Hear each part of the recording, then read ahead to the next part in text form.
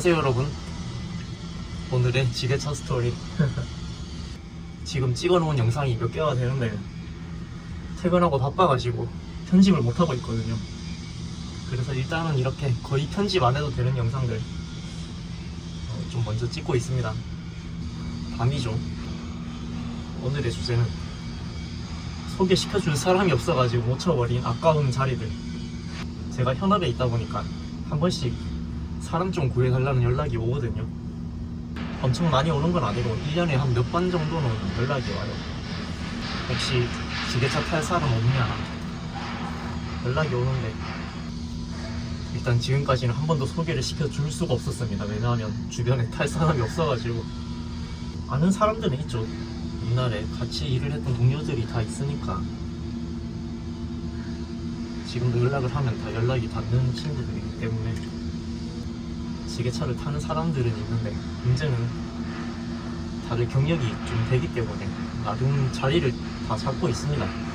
그리고 이미 이 길을 접은 분들은 어차피 안 탈 거기 때문에 의미가 없고, 만약에 시작한 지 얼마 안 된 친구들이 있어가지고 되게 열악한 환경에서 일을 하고 있다 그러면 연락해서 너 거기 일하지 말고 더 좋은 데 있으니까 여기 와서 일해라 이렇게 할 수도 있는데, 일단은 그런 사람들이 없어요. 다들 오래 일을 해가지고 나름 괜찮은 곳에서 다들 일을 하고 있기 때문에. 그런데 그때는 그냥 사람 없냐 그러면 없는데요 하고 끝이었는데 별 생각이 없었습니다. 그런데 최근에도 얼마 전에 또 연락을 받았거든요. 지금 자기 일하는 곳에 자리가 하나 비었는데 사람 좀 구해달라, 혹시 있으면 좀 알려줘봐라 그러는데, 일단은 아는 사람 선에서 구하고 싶은 거예요. 따로 공고 올리고 그러지 않고. 왜냐하면 검증이 된 인력이 올 가능성이 높죠, 소개로 받으면. 아무튼 그동안은 별 생각이 없었는데 최근에는 갑자기 이런 생각이 드는 거예요. 얼마 전에 연락받고 나서. 제가 지게차 관련 유튜브를 이제 한 3개월 정도 했잖아요. 그리고 제가 영업용 영상이 아니라 공장에서 일하는 영상이고 또 취업 관련해서 영상을 주로 찍다 보니까 제 영상 보고 댓글 다시는 분들도 취업 관련해서 그런 댓글들을 좀 다시거든요. 자격증 따가지고 이제 일을 하고 싶은데 경력을 쌓을 곳이 없다, 그런 댓글들이 이제 생각이 막 나는 거예요. 현업에서 일하고 있는 저한테는 연락이 오는데 사실 저는 지금 다른 직장을 구할 필요가 없죠. 저는 지휘차를 하고 있으니까 지휘차 자리나 어디 더 좋은데 하나 구해주면 옮길 수가 있겠지만, 그런데 막상 경력을 쌓고 싶은 분들한테는 이런 연락이 가지 않는단 말이야. 이게 참 괴리가 있죠. 그렇다고 뭐 댓글 쓰시는 분들을 제가 또 무조건 소개시켜줄 수는 없죠. 누군지 모르는데 소개시켜줄 수는 없잖아. 그래서 좀 안타깝다는 생각이 들었습니다. 댓글 보면 진짜 경력 쌓을 곳을 못 구하셔가지고 되게 고생하시는 분도 계시고.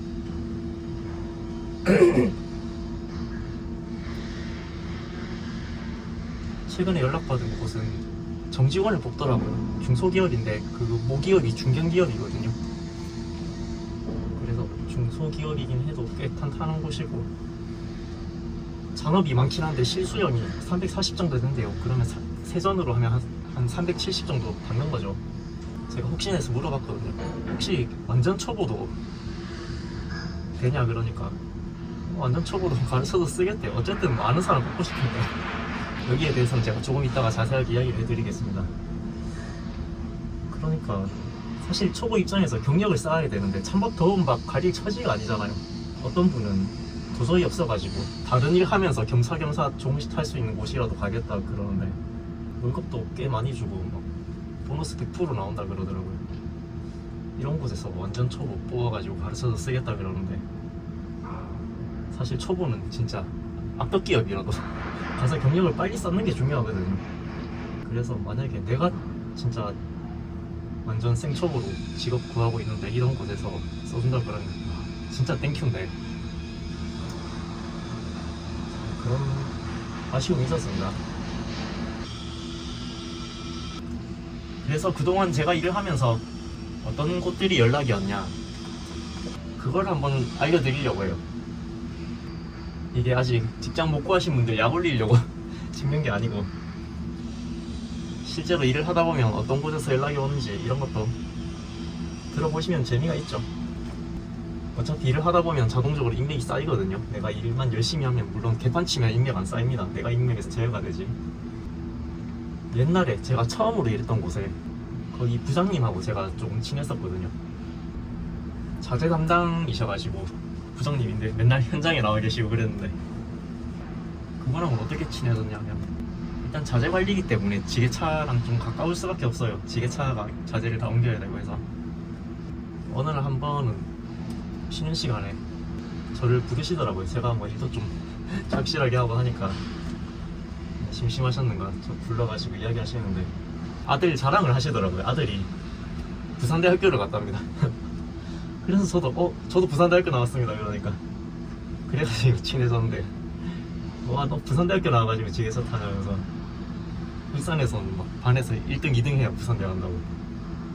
몇 년 전이었는데 맨날 저보고, 아, 너는 지게차 탈 애가 아닌데 여기서 맨날 지게차 타면서 고생하는 게 참 안타깝다고.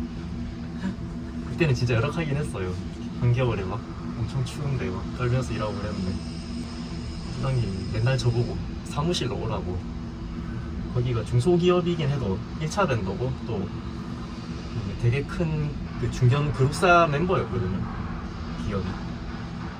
그래서 실제로는 꽤 큰 회사였었는데, 사무실에 공채 낼 때 그 이력서 넣으라고 자기가 뽑아준다고 그랬었는데, 저는 뭐 사무실 가고 싶진 않았기 때문에 저는 거기서 지게차 타다가 이제 다른 곳으로 더 좋은 데 가서 지게차 타야겠다 그런 생각을 하고 있었죠.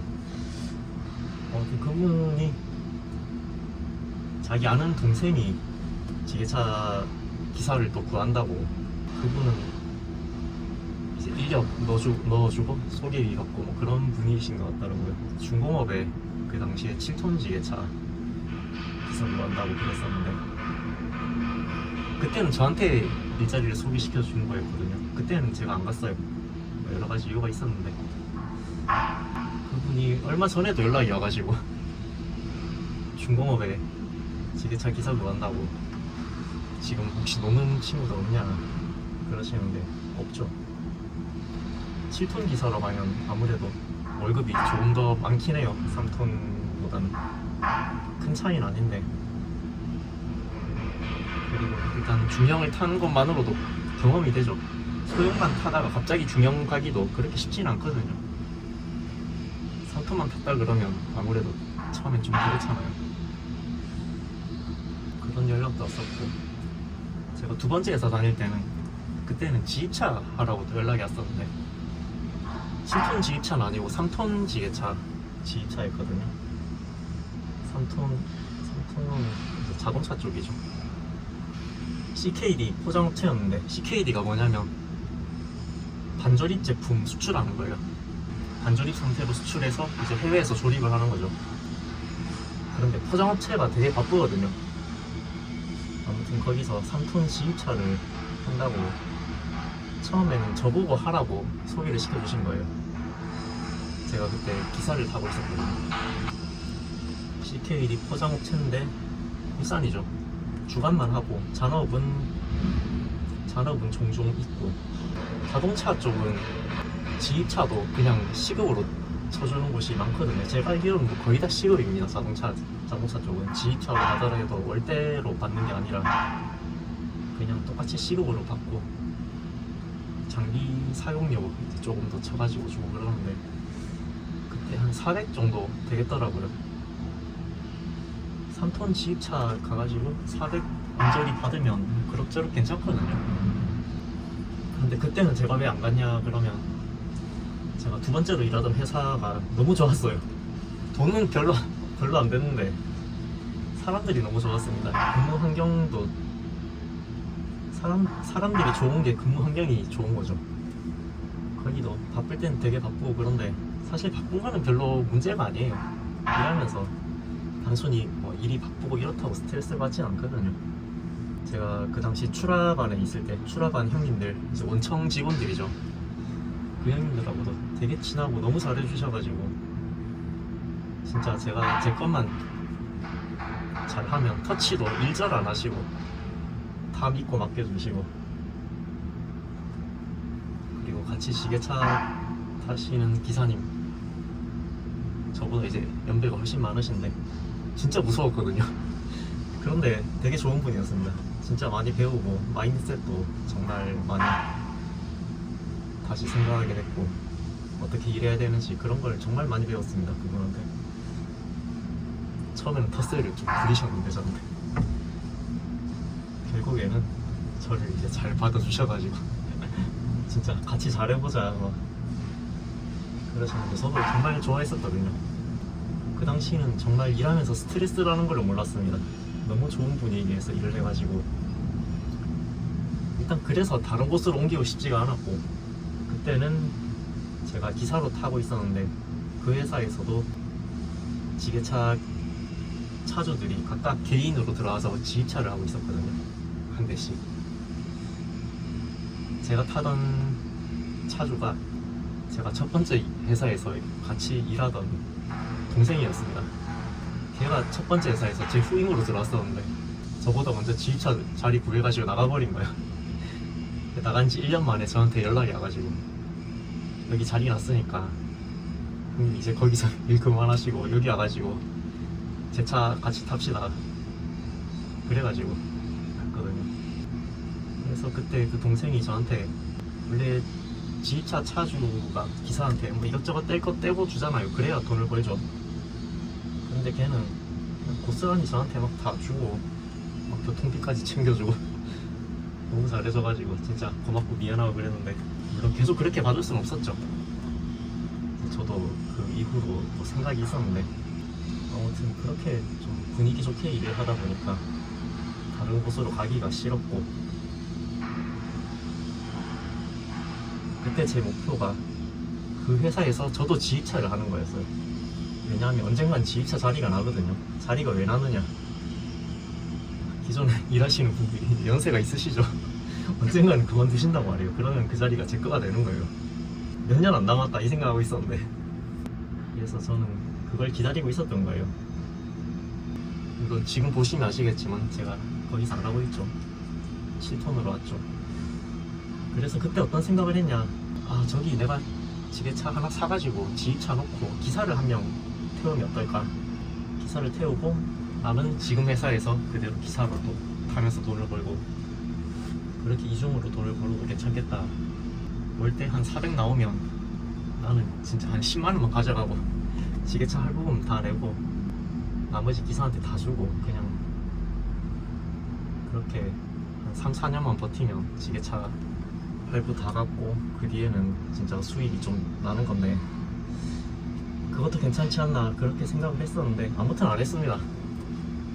직원을 뽑는다는 게 또 리스크가 있죠. 나는 또 다른 곳에서 일을 하고 있는데 제 직원이 일하는 현장에서 빵꾸가 난다거나 사고가 난다거나 이랬을 때 제가 뭐 감당할 수가 없을 것 같더라고요. 그래서 이거를 또 내가 안 하면 누군가 아는 사람이 있으면 좋겠는데 자리가 좀 괜찮았거든요. 그런데 소개시켜줄 사람이 없었습니다. 제가 전화를 몇 군데 돌려봤어요. 여기 괜찮은데 너 한번 해봐라 했는데, 이미 지게차 안 타는 친구들도 있고 지금 타고 있는 애들은 그거 하는 거랑 지금 월급 받는 거랑 자기는 또 큰 차이가 없다고 그러니까, 길게 보면 지휘차가 낫긴 하거든요. 장비값 다 벌고 나면 그 뒤로는 조금 더 남긴 하는데, 근데 3톤은 사실 큰 차이는 없는 것 같아요. 아무튼 그런 것도 있었고, 가장 최근에 연락 왔던 게 아까 처음에 말씀드렸던 거기인데, 거기서는 누가 저한테 연락을 했냐, 거기도 제가 제일 처음에 일했던 회사에 저보다 1년 먼저 와서 일을 하시던 형님이었어요. 저랑 띠동갑이거든요. 처음에 저 진짜 많이 갈구고 그랬는데 그땐 제가 완전 초보고 아무것도 모르던 시절이라서 그냥 넉살 좋게 다 받아줬었거든요. 그러면서 이제 저를 잘 봐준 거죠, 나중에는. 그 형님이 이제 띠동갑이니까 연배가 좀 있죠. 지게차를 늦게 시작하셨는데 지게차를 되게 잘 타셨어요. 그런데 이상하게 사고를 많이 내요. 사고를 제품 전복 사고를 한 10번은 넘게 냈을 거예요. 저는 한 번도 안 냈거든요. 아무튼 지게차를 잘 타는 형님인데 그 형님도 경력이 되고 하면서 다른 곳으로 갔죠. 처음에는 보니까 지게차 안 타고 막 어디 다른 곳에서 그 현장에 반장 같은 거 하고 계시더라고요. 그러다가 나중에 또 연락이 됐는데 보니까 이번에 다시 또 지게차를 타십니다. 이게 한번 지게차를 타면 결국 지게차를 타게 된다고. 현장에서 반장이고 뭐고 다 해봤지만 다 해보니까 결국 지게차가 낫네 싶은 거죠. 지게차가 제일 낫지. 아무튼 그렇게 알게 된 형님이었습니다. 전에는 다른 곳에서 지게차 타셨는데 그 울산에서는 이름만 들으면 아는 기업이거든요. 큰 기업은 크긴 크지 중소기업인데 중소기업이라도 좀 유명한 곳들이 있죠. 지금은 보니까 또 다른 곳이더라고요. 조건이 더 좋으니까 거기로 가셨겠죠. 여기는 저는 처음 듣는 곳이었는데 모기업이 되게 유명한 곳이었습니다. 울산에서는 다 아실 거예요. 한국메탈이라고. 거기 이제 회장님이 한국메탈 회장님이에요. 중소기업인데 보너스 100% 나오고 주간만 한다더라고요. 야간은 안 하고. 도장업체입니다. 도장업체는 되게 바쁘고 막 그렇다고 생각을 하고 있었는데 별로 바쁘지가 않대요. 파트가 두 군데인데 한쪽 파트는 좀 바쁘고 한쪽 파트는 좀 여유가 있고. 그런데 어쨌든 하루에 한두 시간 정도는 거의 대기를 하는 상태고 여유 있는 파트는 거의 서너 시간 논답니다. 그래서 이걸 공정하게 돌려야 되기 때문에 일정 기간마다 서로 조를 바꿔서 일을 하는 거죠. 그래서 급여를 물어봤는데 아까 말씀드렸죠. 세전으로 하면 한 370. 물론 잔업이 좀 있대요. 잔업이 종종 있다는데 잔업에서 좀 호불호가 갈릴 수가 있어요. 특히 요즘 젊은 분들은 워라밸을 중요시하죠. 그래서 잔업하기 싫어하는 친구들도 되게 많은데 저도 사실 워라밸 추구하고 그러다가 생각해보니까 돈을 더 벌어야 되는데 돈을 더 벌려면 일을 더 많이 하는 게 맞죠. 내가 자산을 많이 가져서 자산이 스스로 증식하는 그런 시스템을 만들어 놓지 않았잖아요. 그런 거 아닌 이상 사실 큰 기업의 대표도 하루 종일 일을 하죠. 돈을 많이 벌려면 결국 하루 종일 일을 해야 됩니다.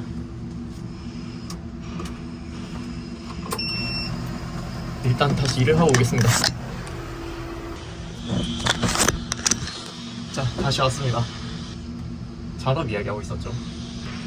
사업을 해도 돈을 더 벌려면 일을 더 해야 됩니다. 저도 최근에 이런 생각을 하게 된 게 갑자기 사고 싶은 차가 생겼거든요.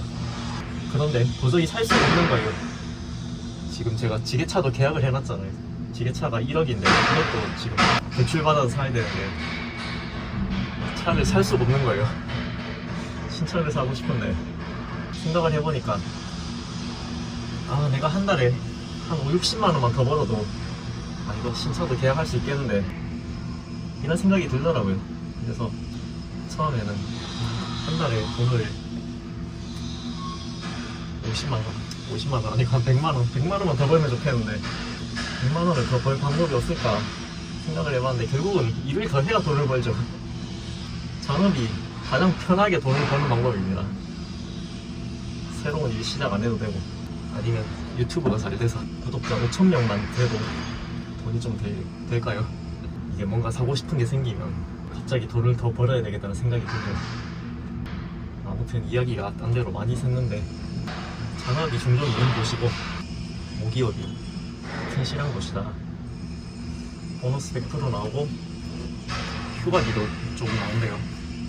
그래서 제가 지금 당장 생각나는 친구들 없는데 그냥 물어봤어요. 혹시나 해서 혹시 완전 초보도 괜찮냐 그러니까 초보도 가르쳐서 쓰면 되지 그러시더라고요.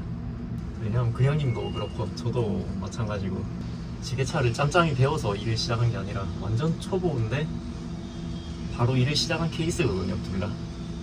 그래서 이걸 가르쳐서 쓸 수 있다는 걸 알고 있어요. 저도 마찬가지입니다. 사실 지금 이런 현장은 안 되긴 한데 자동차 쪽은 완전 초보 뽑아서 가르쳐서 쓰면 돼요. 의지만 있으면 사람만 좋으면 할 수 있습니다.